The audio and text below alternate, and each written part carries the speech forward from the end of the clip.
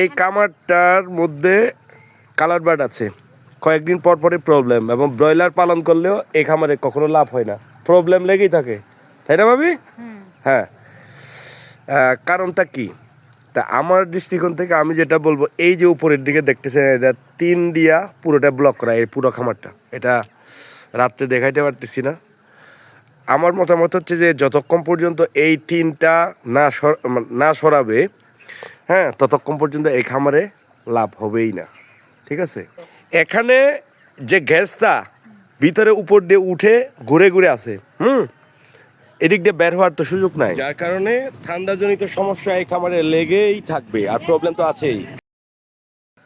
যে বারবার পর্দার ভিডিও দেখতে আপনাদের খারাপ লাগে, তবে আপনারা মন্তব্য করেন যে এইটার উপকারিতা কি, এবং এটা রাখলে কি সুবিধা পাচ্ছেন, আর অসুবিধা তো বলেই দিলাম।